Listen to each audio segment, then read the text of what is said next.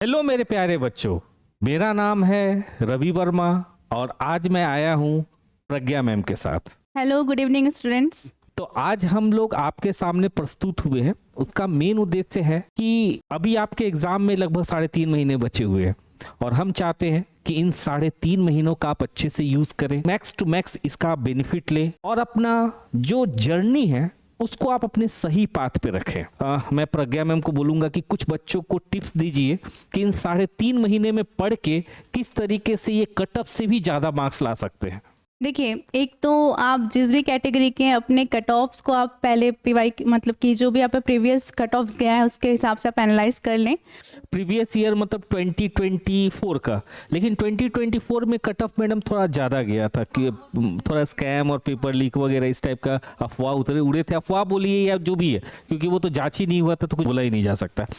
तो मेरा ये मानना है कि इस बार थोड़ा कट ऑफ डाउन जाएगा। आप 2-3 साल के कट ऑफ देख लीजिए, आपको +10-15 ऐसे कुछ आपको नंबर्स मिलेंगे, उसी के लगभग आपका कट ऑफ रहने वाला है। उस हिसाब से आप अपनी तैयारी रखिए कि आपको पता होना चाहिए कि आपको कितने मार्क्स क्रैक करने हैं।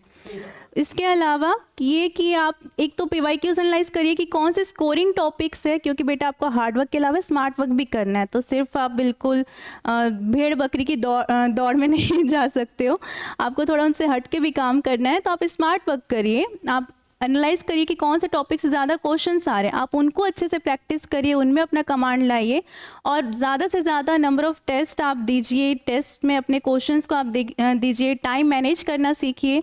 ये सब के थ्रू आप नीट को क्रैक कर पाएंगे। तो अभी बच्चों के मन में क्या क्या प्रश्न हो रहे हैं? सबसे पहले तो मैं ऐसे बच्चों की बात करना चाहती हूँ जो 12th में है अभी और बोर्ड्स पे अपियर होने वाले हैं और उनके उस एग्ज़ाम के साथ ही वो नीट भी देना चाह रहे हैं। मतलब मजबूरी ही तो है, देना ही तो है। देना चाह रहे हैं मतलब कि वो नीट भी क्वालिफाई करना चाह रहे हैं और बहुत बच्चे तो यही चाहते हैं कि 12th के साथ ही, ताकि उनका ड्रॉप ना हो कोई भी ईयर। तो ऐसे बच्चे, क्योंकि 12th में आप जब एग्ज़ाम अपेयर करोगे बोर्ड्स के तो वो सब्जेक्टिव रहने वाला है एंड नीट तो ऑब्जेक्टिव होता है। और उसके अलावा 12th आप पढ़ रहे तो पूरे साल आप 12th पढ़े होंगे और नीट में 11th भी आने वाला है, तो इस चीज़ को कैसे टैकल करें। मैं समझ गया। मतलब आप ये कह रही हैं जो बच्चे 12th क्लास में हैं वो अपने बोर्ड की तैयारी कैसे करें, क्योंकि पूरे साल तो नीट पढ़े ही हैं। तो किस तरीके से अभी वो स्ट्रेटजी रखे, क्या वो नीट की तैयारी करे कि बोर्ड पे शिफ्ट हो जाए, कि बोर्ड पे ज़्यादा फोकस करें? तो यही कंसर्न है ना मैडम बच्चों का। तो देखिए, सबसे इम्पॉर्टेंट मैं आपको यही बात बताना चाहता हूँ कि अभी तक आपने नीट पैटर्न को तो फॉलो किया होगा। देखिए, अगर नीट का बात किया जाए या बोर्ड का बात किया जाए, दोनों का सिलेबस सेम है, बल्कि बोर्ड में सिर्फ 12th का पूछता है और नीट में आपको 11+12 दोनों का पूछता है। यानी अगर आप स्टार्टिंग से पढ़ रहे हैं, नीट के पैटर्न को फॉलो कर रहे हैं, तो बट नेचुरल सी बात है कि 11 और 12th के सारे कॉन्सेप्ट्स आपके क्लियर लगभग हो ही गए होंगे। नहीं भी हुए होंगे तो हो जाएंगे, उसकी चिंता मत कीजिए, अभी तो बहुत समय है। अब आपको क्या करना चाहिए, क्योंकि जनवरी लास्ट हो गया, मार्च से आपको बोर्ड के एग्जामिनेशन शुरू होंगे, तो आपको जो है ना बोर्ड की तैयारी के लिए कुछ अलग कुछ भी नहीं करना है, क्योंकि जो नीट का जो कॉन्सेप्ट है ना same as it is board पे एप्लीकेबल है। अच्छा, इसके अलावा एक सबसे इंपॉर्टेंट आपको दिमाग में रखना है, अगर आप नीट एस्पिरेंट है ना, तो किसी भी कॉलेज में अगर 55-60% आपका मार्क्स आ रहा है, 55% लेते हैं, तो 55% से अबोव है तो ज़्यादा चिंता करने की जरूरत ही नहीं। मैं ये नहीं बोल रहा हूँ कि 55% से अबोव ही लाइए या 55-60% ले, मैं ऐसा नहीं बोल रहा हूँ। लाना तो मेरे हिसाब से 90, 85, 90, 95% चाहिए बोर्ड में। और बोर्ड का बस वही यूज ही है कि आप एक बोर्ड मतलब 12th क्वालिफाई हो गए, उसके बाद आपको नीट में एडमिशन मिल जाए, क्योंकि मेन तो आपको medical college, government medical college या एम्स वगैरह में एडमिशन हो जाए वो होता है। तो मैं आपको बस यही बात बताना चाहता हूं कि जो नीट का आपने तैयारी किया है ना, सेम नॉलेज आपको बोर्ड में काम आ जाएगा। बस आपको एक चीज का ध्यान रखना है, वो है राइटिंग हैबिट। क्योंकि हम लोग जब नीट की तैयारी करते हैं, जब नीट की पढ़ाई करते हैं, तो उसमें क्या होता है कि ऑब्जेक्टिव क्वेश्चंस रहते हैं, तो उसमें आपको कुछ लिखना का हैबिट रहता नहीं है, पूरे साल आप कुछ लिखे ही नहीं है। और दूसरी सबसे बड़ी बात क्या है कि कम समय में बनाना है तो आदमी लिखता भी कम है, पर इसका जस्ट उल्टा बोर्ड में है। कॉन्सेप्ट आपका सेम रहेगा भाई, इलेक्ट्रिक फील्ड बदल नहीं जाएगा, इलेक्ट्रिक फील्ड बोर्ड नीट में भी सेम है, बोर्ड में भी सेम है। बस होता क्या है कि बोर्ड में आपको इलेबोरेट करके एक एक स्टेप लिखना होगा, क्योंकि बोर्ड में स्टेप मार्किंग होता है। अब बोर्ड में क्या करना होगा, गिवन लिखना होगा, ठीक है, एक एक स्टेप्स को लिखना होगा, क्वेश्चन में क्या दिया उसको लिखना होगा, सुंदर हैंडराइटिंग होनी चाहिए, नो डाउट, नो कटिंग, है ना। अगर कटिंग करने का आदत है तो उसको सुधार लाइए आप बोर्ड में राइटिंग लिख कर। सुंदर हैंड राइटिंग होनी चाहिए, good hand writing, no cutting, point wise लिखिएगा, डायग्राम बनाइएगा, फ्लो चार्ट बनाइएगा। मैं आपको बताता हूँ 5 स्ट्रेटजी फॉलो कीजिएगा। सुंदर hand writing, no cutting, point wise बनाइएगा, डायग्राम बनाइएगा और फ्लो चार्ट बनाएगा। अगर ये 5 स्ट्रेटजी को फॉलो कर रहे हैं और 5 साल के प्रीवियस ईयर के क्वेश्चन बोर्ड का आपने कर लिया, चाहे आप जिस बोर्ड में हो, तो 100% आप मान के चलिए कि 90% वो मार्क्स आपको आ जाएगा। यानी बोर्ड के लिए बहुत ज्यादा परेशान आपको नहीं होना है। बोर्ड के लिए आपने जो नीट का कॉन्सेप्ट डेवलप किया है वो सफिशियंट है। बस आपको करना क्या है कि राइटिंग स्किल बनाना है। राइटिंग स्किल बनाना है मतलब इन 5 चीजों पे ध्यान रखिएगा। सुंदर hand writing, no cutting, point wise लिखिएगा, डायग्राम बनाइएगा, फ्लो चार्ट बनाइएगा और इसके अलावा 5 साल के जो पेपर है बोर्ड का वो कर लीजिएगा। अगर नीट का देखा जाए तो नीट में क्या होता है कि PYQs करने से आपके कॉन्सेप्ट जरूर मैच होते हैं पर डिजिट मैच नहीं होता है। पर बोर्ड में ऐसा नहीं होता है। बोर्ड में आपको 50% क्वेश्चन 5 साल का एग्जैक्टली हूबहू सेम विथ डिजिट आपको मिल जाएगा। मैं बार बार बोल रहा हूं लिखना पूरा है, क्योंकि मैंने भी वही गलती किया था। मैं खुद IIT का मैंने तैयारी किया था, तो हम लोग को यही सिखाया जाता है कि कम समय में कैसे ज्यादा मार्क्स, ज्यादा क्वेश्चन तक पहुंच जाओ। तो मेरा राइटिंग बहुत गंदा था क्योंकि पूरे साल में लिखा ही नहीं और इसी कारण से बोर्ड में मार्क्स डाउन हो गया। तो अगर बोर्ड में आपको मार्क्स लाना है ना तो कॉन्सेप्ट तो आपका सेम रहेगा लेकिन आपका राइटिंग स्किल इंप्रूव करना होगा। और बहुत ज्यादा बोर्ड में मार्क्स लाने का मेरे हिसाब से पर्सनली देखो, कई लोग ऐसा है कैमरे के सामने खुल के ये बात बोलते नहीं है, लेकिन मैं आपको बोल रहा हूं बोर्ड में बहुत ज्यादा आपको 99%, 99.99% लाने का कोई बहुत ज्यादा औचित्य नहीं है। ठीक है, हाँ ठीक है, आप स्टेट टॉपर होंगे, डिस्ट्रिक्ट टॉपर होंगे, आप नेशनल टॉपर होंगे तो आपको प्राइज मिलेगा, स्मृति ऐसे कुछ मिलेगा, बस यही है। लेकिन मेन जो कंसर्न होता है ना वो यही होता है कि आपका नीट में कितना मार्क्स आ रहा। तो आप नीट की तैयारी पे ज्यादा फोकस कीजिए। ठीक है, कोशिश कीजिए कि आपका ज्यादा से ज्यादा समय नीट पे जाए। लेकिन अब वो समय आ गया है जिस समय आपको बोर्ड के बारे में भी सोचना चाहिए। हार्डली देखिए, अगर बोर्ड की बात किया जाए तो 5 सब्जेक्ट होता है, फिजिक्स, केमिस्ट्री, बायोलॉजी, है ना, जो मैथ्स वाले मैथ, उसके बाद हिंदी इंग्लिश, है ना। हिंदी इंग्लिश अगर आप लिए हैं तो हिंदी इंग्लिश, नहीं लिए हैं तो इंग्लिश के साथ कोई भी फिजिकल एजुकेशन ऐसा वगैरह कोई भी एडिशनल सब्जेक्ट। तो इंग्लिश तो आप 10 तक अगर इंग्लिश मीडियम में पढ़े हैं तो ज़्यादा कंसर्न होने की जरूरत नहीं है, सेम है आपको। हाँ, बस लिटरेचर पे ध्यान दे दीजिएगा, हो गया। और रही बात आपको फिजिक्स, केमिस्ट्री, बायोलॉजी की, तो सेम ही है, बस राइटिंग स्किल इंप्रूव कर लीजिए। प्लस वही कि आप लिखेंगे क्योंकि थ्योरेटिकल है तो आपको स्पीड भी मेंटेन होगी और आपको 3 घंटे में फिर वो शिकायत नहीं आएगी कि मैं पेपर छूट गया, क्योंकि बच्चों का ये भी होता है कि पेपर छूट गया। बोर्ड में अगर कोई चीज नहीं भी आ रहा है तो भी इधर लिख के और क्वेश्चन को ही 1-2 आगे पीछे हाँ, करके लिख दीजिएगा तो कुछ लिखेंगे। लिखने से आपकी स्पीड भी अच्छी होगी और आपकी राइटिंग इम्प्रूव भी होगी। नीट एंड क्लीन रखना है बस, है ना। और सर, अब जो ड्रॉपर्स हैं, जो हमारे बच्चे हैं, नीट एस्पिरेंट्स हैं, इनको लेकर मैं पूछना चाहूँगी कि बच्चे पूछते हैं कि मैम रूम में बनाते हैं, जब प्रैक्टिस करते हैं क्वेश्चन, जब खुद से कर रहे होते हैं तब कोई प्रॉब्लम नहीं आती है, तब सॉल्व हो जाता है, बट यही ऐसे क्वेश्चन जब टेस्ट में हम जाते हैं तो टेस्ट में सॉल्व नहीं हो पाते। क्या रीज़न है इसका? देखिए, रीज़न तो बहुत सिंपल सी चीज़ है कि घर पे आप रूम में है तो आप रिलैक्स वे में है, और जब इंसान रिलैक्स वे में रहता है ना, जब उसको कोई परेशानी नहीं रहता है, कोई टेंशन नहीं रहता है, किसी भी तरह का उस पर टेंशन नहीं है, तो उसका काम की इफिशियंसी बहुत अच्छी होती है। तो कई बार ऐसा होता है कि आपको क्वेश्चन आता है फिर भी आप एग्जामिनेशन में जाके डर जाते हैं, घबरा जाते हैं, प्रेशर में आ जाते हैं, टेंशन में आ जाते हैं, और आपसे क्वेश्चन आता हुआ क्वेश्चन उस समय नहीं बना पाते, और फिर आप अपने मन में मान लेते हैं कि अब ये हो गया, अब ये साल मेरा खराब हो गया, अब मेरे को फिर से एक बार ड्रॉप लेना होगा, जीवन का एक अमूल्य साल फिर से देना पड़ेगा। तो देखिए, इसके पीछे मैं आपको एक ही बात बोलूंगा ना कि practice makes a man perfect. आप जो है टेंस वाले माहौल में रह के एग्जाम देने की आदत बनाइए, क्योंकि कहते हैं ना, डर के आगे जीत है। तो डर तो सबको लगता है, गला सबका सूखता है ना। लेकिन बार बार अगर आप उसी काम को करेंगे ना तो एक समय के बाद आपका डर धीरे धीरे कम होना शुरू हो जाएगा और गला सूखना भी कम हो जाएगा, फिर आप स्प्राइट भी पी सकते हैं। तो कहने का मतलब यही है कि इसका मेन कंसर्न यही है कि बार बार आप एग्जाम दो, और एग्जाम ऐसी जगह पे जाके दो, या तो किसी कोचिंग क्लासेस या मतलब ऐसी जगह पे एग्जाम दो जिसमें नीट जैसा ही माहौल वो लोग क्रिएट करें, मतलब उसी टेस्ट सीरीज टाइप के, उसी में मतलब जैसे अदर बच्चे बैठे हुए हैं, है ना, पंखा जो चल रहा है, ठीक है, और इन्विजिलेटर सामने है ना, मतलब उस टाइप का जो माहौल। हमारे यहाँ भी टेस्ट सीरीज होता है, आप चाहे तो हमारे यहाँ फुल सिलेबस टेस्ट सीरीज अभी लॉन्च होने वाला है मार्च से, जिसमें हम लोग टोटल 12 फुल सिलेबस टेस्ट लेंगे, और वो टोटल जो टेस्ट सीरीज होगा वो बहुत नॉमिनल रेट पे, मतलब 1000 रुपए में आपका होगा। चाहे आप घर मंगा ले, चाहे यहाँ पे रह के पढ़ ले। अगर आप बार बार उस टेस्ट को देंगे ना, तो बट नेचुरल सी बात है कि आपका डर कम होगा, माहौल से आप फेमिलियर होंगे, इन्वायरमेंट से आप फेमिलियर होंगे। होता क्या है मैम कि जैसे मान के चलिए कि जो बच्चा कभी हॉस्टल में रहा नहीं है, आप उसको हॉस्टल में डाल दीजिएगा तो वो सेट होने में समय लगता है, या फिर कभी कभी ऐसा होता है कि वो डर जाता है, घबरा जाता है।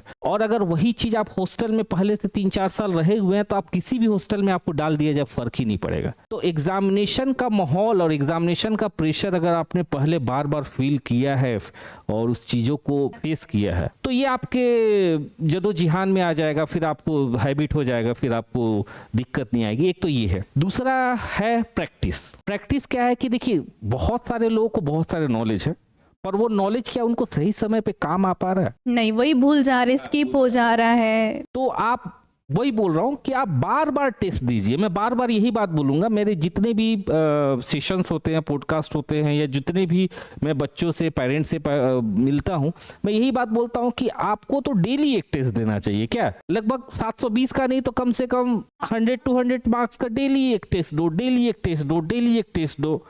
ठीक है, इससे क्या है, यूज टू हो जाएगा, और फिर आपको टेस्ट देना एक जीवन का पार्ट महसूस होने लगेगा। जैसे आप सुबह में उठते हो ना, जीवन का पार्ट है, सोते हो ना, जीवन का पार्ट है, खाना खाते हैं, ये जीवन का पार्ट है, उसी तरीके से टेस्ट देना है, जीवन का पार्ट है। फिर आपको कोई भी प्रेशर टाइप का महसूस नहीं होगा, एक बात। और दूसरा बात ये है, मैं तो आपको महाभारत से ही सीखा हूँ ये सब चीजें, कि देखिए, इंसान का काम है कर्म करना, फल के बारे में चिंता करना इंसान का काम नहीं है। जिस भी काम में आप फल के बारे में चिंता करेंगे, आप ये मानिए कि वो काम आपका खराब होगा। तो होता क्या है मैम कि जब बच्चे एग्जामिनेशन हॉल में जाते हैं ना, तो पहले ही फल की चिंता करके डर जाते हैं कि मेरा सिलेक्शन होगा कि नहीं होगा, नहीं होगा तो पापा मम्मी क्या कहेंगे, फिर मेरा 1 साल कैसे गुजरेगा, अगले साल कोचिंग पढ़ने के लिए पैसे कहाँ से आएंगे, बहुत तरह की भावनाएं आती हैं। तो मैं आपको वही बात बताऊंगा जो कृष्ण भगवान बोले हैं कि हे पार्थ, तू कर्म करता जा, फल की चिंता मत कर। फल की चिंता भगवान के ऊपर छोड़ दे। भगवान के घर में कहते हैं ना, देर है पर अंधेर नहीं। भगवान हो सकता है आपको रिजल्ट इंस्टेंट नहीं दे रहा है, आपके हिसाब से आपको सफलता तुरंत नहीं मिल रही है, पर अगर आप बार बार लगातार प्रयास करेंगे ना, तो आपको आपके अनुसार ही आपको आपका रिजल्ट मिलेगा। तो यही 2 मेरे को मेनली लगता है जो मैंने बताया बच्चों को। तो वही है कि देखो बच्चों, जो भी आपका सिलेबस है, तो आप टेस्ट से भागो नहीं, बिल्कुल नहीं भागना, आपको फेस करना है। आपके माइंड को हैबिट हो जानी चाहिए कि कंपटीशन में क्या होता है, ताकि आपको नीट वाले जो आपका जो मेन डे है, उस दिन आपको वो चीज़ ऐसा ना हो कि हम बहुत प्रेशर में आ गए या हमसे वो हैंडल नहीं हो पाया। तो माइंड के सही चीज़ के लिए आप उसको पहले उस चीज़ की आदत डलवा दें कि ऐसा चीज़ होता है, आपने फेस किया हो। दूसरी बात कि एक तो बच्चे क्या करते हैं कि हमारे पास बहुत सारा सिलेबस है टेस्ट का, मान लो 3 सब्जेक्ट हम टेस्ट दे रहे हैं, संडे टेस्ट जो होता है, हाँ, तो उसमें अब सिलेबस है, तो आप जो भी पढ़ के जा रहे हो ना बेटा, उसको अच्छे से पढ़ कर जाओ। ऐसा नहीं, मान लो फिजिक्स में 3 चैप्टर आ रहे हैं, आपकी प्रिपरेशन 2 ही चैप्टर की होगी, एक छूट गया कोई बात नहीं, पर 2 चैप्टर आपके बहुत अच्छे होने चाहिए। जिसमें आप कर रहे हो उसमें आपका परफेक्शन होना चाहिए, कमांड होना चाहिए। ये नहीं कि आप 3 चैप्टर्स को फिर आप बोल रहे हो कि वहाँ टेस्ट में मार्क्स नहीं आए, तो ये ऐसा भी नहीं करो। जो पढ़ रहे अच्छे से पढ़ो। नहीं, मैं तो यही बोलूंगा कि देखिए क्या है, हर किसी की इफिशियंसी अलग अलग होती है, ठीक है, और भगवान हर किसी के लिए एक अलग अलग सोचता है, ठीक है। अब भगवान हर किसी को नहीं बोलेगा कि हर किसी को मर्सिडीज ही मिल जाए, किसी को मर्सिडीज मिले तो किसी को BMW मिले, किसी को रोल्स रॉयल मिले, तो किसी को एरोप्लेन मिल जाए, किसी को जेट प्लेन मिल जाए। तो भगवान हर किसी को अलग अलग चीज़ें ही देता है। उसी तरीके से मैं आपको बोलूँगा ना कि जैसे मान लीजिए 3 सब्जेक्ट है, तो आपको प्रयास तो यही करना है कि मेरा तीनों में मार्क्स आया, क्योंकि अगर मान के चलिए कट ऑफ, अगर आप ऐसा देखिए, पिछली बार कट ऑफ तो लगभग एक जनरल UR या OBC या EWS का एक जनरल देखा जाए तो लगभग 650 के आसपास गया था। मेरा ये मानना है कि इस बार आपको 30 मार्क्स तक कट ऑफ गिरेगा। मैं ये इंडिया लेवल पे बोल रहा हूँ, छत्तीसगढ़ लेवल पे नहीं, क्योंकि छत्तीसगढ़ का हमेशा से जो कट ऑफ होता है ना, जो इंडिया का कट ऑफ होता है, उससे 50 मार्क्स या 40 मार्क्स कम ही होता है। तो इस बार छत्तीसगढ़ का 600 के आसपास गया था, इंडिया लेवल पे 650 के आसपास गया था। आने वाले समय में नीट 2025 में आप देखना पेपर थोड़ा एनटीए वाले टाइट पूछेंगे, टफ पूछेंगे, तो आपका 620 के आसपास कट ऑफ जाएगा। मैं यूआर, ईडब्ल्यूएस और ओबीसी वालों को बोल रहा हूँ, 10 मार्क्स ऊपर नीचे आप देख लो, ठीक है, क्योंकि भगवान तो हूँ नहीं कि पेपर आने से पहले ही रिजल्ट बता दूँ, है ना। तो ये आप मान लो। तो छत्तीसगढ़ में अगर आप देखा जाए तो छत्तीसगढ़ में जो सबसे इम्पोर्टेंट होगा वो ये होगा कि जिस बच्चे का अगर यूआर कैटेगरी में है, ओबीसी में है, ईडब्ल्यूएस का तो और कम जाता है, ओबीसी और यूआर की बात कर रहा हूँ, तो ओबीसी और यूआर का जिस भी बच्चे का मार्क्स 560 के ऊपर जिस बच्चे का मार्क्स आएगा, आप मान के चलो आपको गवर्नमेंट मेडिकल कॉलेज में एक सीट मिल जाएगा। और ईडब्ल्यूएस वाले का मैं बता देता हूँ, ईडब्ल्यूएस वाले का 510 से ऊपर जिसका आएगा, 10 या 20 बोलो, 20 से ऊपर जिसका भी आएगा उसको आराम से आपको मिल जाएगा। कहने का मतलब ये है कि पिछली बार से कट ऑफ आपको 30 मार्क्स डाउन जाएगा, पहली बात। दूसरी बात क्या है कि देखिए 3 सब्जेक्ट अगर आपका अच्छा नहीं भी है ना तो आपको घबराने की जरूरत नहीं है। ओवरऑल अगर इंडिया लेवल पे कट ऑफ देखेंगे तो तीनों सब्जेक्ट पे तो ध्यान देना ही चाहिए, लेकिन जो भी सब्जेक्ट आपका अच्छा है उस पर ज़्यादा ध्यान दीजिए। बायोलॉजी पे तो एक तरफा आपको ज़्यादा समय देना चाहिए। देखिए मैं खुद फिजिक्स का टीचर हूँ, मैम केमिस्ट्री पढ़ाती है, लेकिन मैं खुद भी बोलता हूँ अपने बच्चों को भी कि बायोलॉजी पे आपको मोर देन 50% तो कम से कम समय देना ही चाहिए। नैया पार वही लगाएगा। मतलब सिलेक्शन अगर आपको लेना है तो वो सिलेक्शन आपको केमिस्ट्री और बायोलॉजी देगा, और रैंक अगर लाना है तो वो फिजिक्स देगा। पर इतना याद रखिएगा, फिजिक्स में छोड़ के आप कट ऑफ क्लियर नहीं कर पाएंगे, फिजिक्स आपको क्लियर करना ही होगा। अच्छा मैम सवाल पूछे, मैं ही मैम से एक सवाल पूछना चाहता हूँ आज कि मैंने अपने जीवन में लगभग 10 से 12 साल तक मैं इस फील्ड से जुड़ा हुआ हूँ, लगभग 12 साल हो गए। मैंने एक चीज़ महसूस किया है कि जो बायो स्टूडेंट्स होते हैं, जो नीट एस्पिरेंट्स होते हैं, वो फिजिक्स से बहुत डरते हैं, है ना। कहीं ऐसा तो नहीं कि बच्चों का मेन कंसर्न मैंने आपसे पूछ दिया?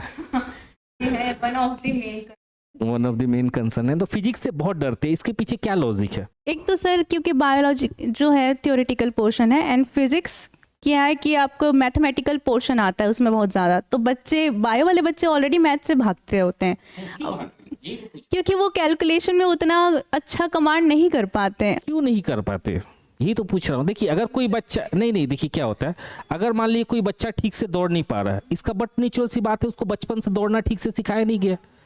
तो ये जो बायो वाले बच्चे होते हैं ना, इनके साथ एक प्रॉब्लम ये होती है कि जब आप 10th के बाद 11th में आते हैं तो मैथ्स नाम का कुछ भी नहीं पढ़ते।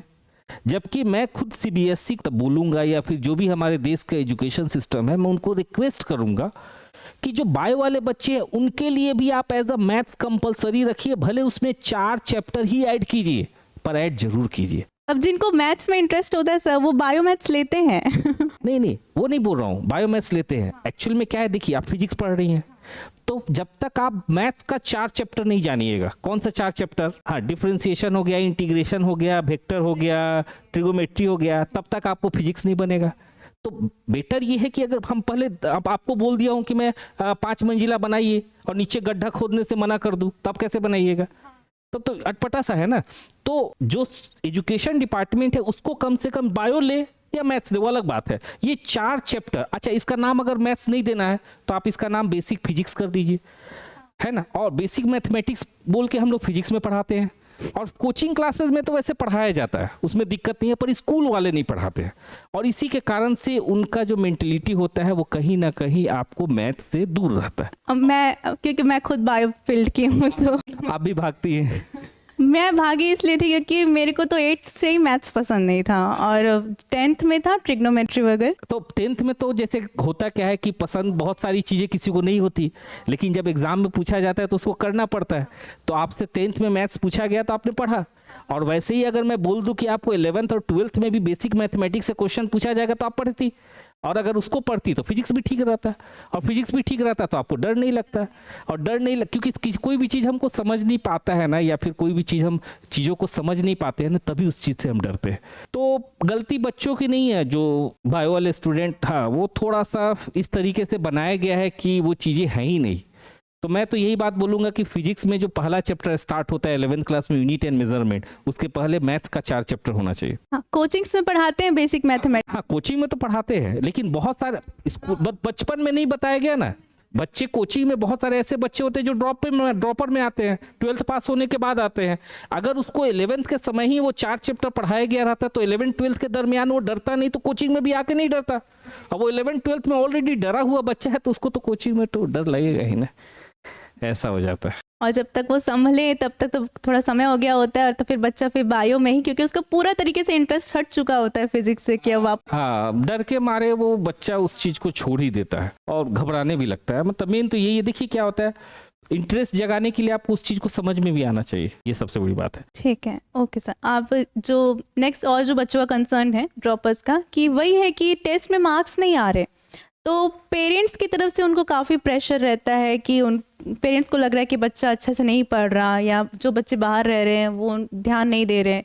इस भी जो वजह होती है, इसकी वजह से मेंटल प्रेशर जो बच्चों का बहुत ज़्यादा है, तो वो बोलते हैं कि इसकी वजह से भी हम लोग थोड़ा टेंस्ड रहते हैं, परेशान रहते हैं। नहीं तो देखिए, यहाँ पर तो मैं, मेरे जितने भी गार्जियन से मेरी मुलाकात होती है, देखिए गार्जियन जो है ना, किसी भी बच्चे के सक्सेस में बहुत ही इंपॉर्टेंट रोल प्ले करता है। चाहे बच्चा MB नीट की तैयारी कर रहा हो, चाहे बच्चा JEE की तैयारी कर रहा हो, चाहे बच्चा कोई भी गवर्नमेंट जॉब की तैयारी कर रहा हो, चाहे बैंक हो गया, रेलवे हो गया, SSC हो गया, चाहे बच्चा UPSC की तैयारी कर रहा हो, BPSC की तैयारी कर रहा हो, CGPSC की तैयारी कर रहा हो, स्कूल में ही क्यों ना हो। गार्जियन का जो पार्ट होता है ना, वो बस यही होता है कि बच्चों को गाइड करना, और गाइड करने के अलावा बच्चों पे नज़र बनाए रखना, प्रेशर देना बिल्कुल भी नहीं। अगर किसी बच्चे का मार्क्स नहीं आ रहा तो आपको ये बात समझना होगा कि कुछ बच्चों का ऐसा होता है जिसको मार्क्स लाने में समय लगता है। हो सकता है वो इस साल मार्क्स नहीं ला पाएगा, और आप उसको और प्रेशर देंगे तो जो लाने वाला है वो भी नहीं ला पाएगा, और वो इंटरेस्ट अगर लूज कर जाएगा तो वो अगले साल भी नहीं ला पाएगा। तो मेरा तो यही बात है कि जब भी आप बच्चे से बात करें अपने वार्ड से, तो हमेशा उसको मोटिवेट करें। मैं आपको फिर बता रहा हूँ, बच्चे का मार्क्स नहीं आ रहा है और बच्चा मेहनत कर रहा है, ईमानदारी से पढ़ रहा है, तब तो आपको बस बच्चे को मोटिवेट करना है। लेकिन बच्चे का मार्क्स नहीं आ रहा है, वो इसलिए नहीं आ रहा है क्योंकि बच्चा पढ़ ही नहीं रहा है, अपने टाइम को कहीं दूसरी जगह इन्वेस्ट कर रहा है, या फिर कहीं घूमने फिरने में उसका ज़्यादा इंटरेस्ट है। तो उस समय तो आपको मोटिवेट करने के अलावा कुछ स्टेप्स भी लेने पड़ेंगे, जिसके अंतर्गत बच्चे का माहौल और इन्वायरमेंट को ठीक किया जा सके। मैं तो सबसे पहले एक ही बात मानता हूँ, मैं जब बच्चे को पढ़ाना शुरू करता हूँ तो मैं क्लासरूम में खुल के बोलता हूँ कि मैं डॉक्टर की पढ़ाई तो बाद में कराऊंगा, डॉक्टर तो मेरा बाद सेकेंड ऑप्शन है, पहले तो मैं आपको एक अच्छा इंसान बनाना सिखाऊंगा। एक अच्छे इंसान को क्लियर पता होता है कि कौन सा चीज़ उसके लिए अच्छा है, कौन सा चीज़ उसके लिए खराब है, क्या उसको करना चाहिए अपने भविष्य के लिए और क्या उसको अपने भविष्य के लिए नहीं करना चाहिए। तो आपको बच्चों को ये समझाना पड़ेगा, being a guardian, being a parents, कि आपको क्या अच्छा है, क्या अच्छा आपके भविष्य के लिए नहीं है, उसको एक अच्छा इंसान बनाना पड़ेगा। कहने का मतलब ये बस यही है कि ध्यान तो गार्जियन का रहना ही चाहिए बच्चे पे। कभी कभी ऐसा होता है कि बच्चों को पढ़ने के लिए बहुत दूर हम छोड़ देते हैं, क्या कर रहा है क्या नहीं कर रहा है कुछ नहीं पता रहता है, और इसके अलावा बच्चा जो फीडबैक देता है वो फीडबैक भी आपको समझ में नहीं आता है। तो मैं तो हमेशा से गार्जियन को ये बात बोलता हूँ कि बच्चे पे नज़र रखना ज़रूरी है। देखिए, वो आपका बच्चा है, आपसे अच्छा कोई नहीं जान सकता, ठीक है, आप किसी दूसरे के भरोसे छोड़ रहे हैं, और बच्चे तो बच्चे ही हैं। तो आप उस पर आई जरूर रखिए, नज़र जरूर रखिए, पर जो व्यवहार करने का तरीका है ना, वो प्रेशर देने वाला नहीं होना चाहिए, उससे बच्चा टूट जाता है। वो बच्चे की एज भी नहीं है कि आप बहुत ज़्यादा स्ट्रिक्ट हो पाए। आप एज अ फ्रेंड उनको समझाएं और उनसे बात करिए कि क्या प्रॉब्लम है, कि क्या चीज़ें हो रही है जिसकी वजह से उसको अच्छे मार्क्स नहीं आ रहे। उसको ग्रो कराना है, हाँ, समझाने की जरूरत है उनको, ताकि उनको समझ आ सके। सही बात है। और कोई सवाल है? आप आज के लिए इतना ही, ठीक है। मैं एक सवाल और पूछ लूंगा। देखो, मैं सवाल क्या, मैं शायद डायरेक्ट जवाब ही देता हूँ, जवाब देने में मैं ज़्यादा विश्वास करता हूँ। 3.5 महीना बचा है, फोकस हो जाओ, सारे डिस्ट्रैक्शन को बंद करो, थोड़ा इंटरनेट पे समय बिताना कम करो, और क्वेश्चंस प्रैक्टिस करो, टेस्ट दो। मैं आपको लिखित वे में कह सकता हूँ, दावे के साथ, मेरा विश्वास है आपका सिलेक्शन जरूर होगा, आपका मार्क्स कट ऑफ से बहुत ऊपर आएगा, आप देखना। चलिए ठीक है, आज के लिए इतना ही। बहुत बहुत धन्यवाद, थैंक यू।